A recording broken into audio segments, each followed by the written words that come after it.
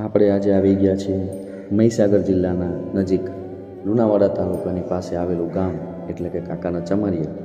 આ શ્રી ખોડિયાર માતાજીનું પાવન ધામ એટલે કાકાના ચમારિયા. ગામના પાદરે સુંદર અને રળિયામણું તળાવના કિનારે આવેલું ખોડિયાર માતાજીનું પૌરાણિક અને જૂનું આ મંદિર આવેલું છે. આસપાસના ગામો અને વચ્ચે તળાવના કિનારે કુદરતી સૌંદર્યોની વચ્ચે ડુંગરોને નિહાળતા નયનરમ્ય વાતાવરણમાં આવેલું આ ખોડિયાર માતાજીનું મંદિર સૌની આસ્થાનું બહુ મોટું પ્રતીક છે.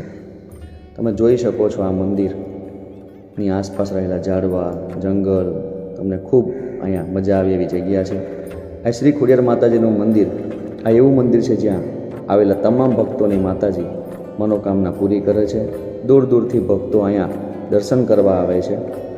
આસોની નવરાત્રિ અને ચૈત્રની નવરાત્રિ, આ બંને નવરાત્રિના આઠમના દિવસે માતાજીનું હવન થાય છે અને આજુબાજુના ગામની અહીંયા પ્રસાદ લેવા માટે અચૂક આવે છે.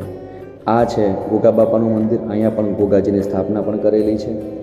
ખોડિયાર માતાજીના મંદિરના પટાંગણમાં તમે ખૂબ જગ્યા વિશાળ આવેલી છે, તમે જોઈ શકો છો.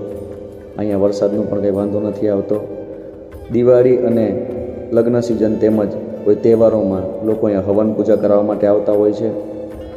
ઘણા પરિવારો પોતાની દીકરી પણ અહીંયા પરણાવે છે અને તમામ ભક્તો આ માતાજીના પટાંગણમાં આવીને માતાજીની સેવા, પૂજા અને અર્ચના કરે છે.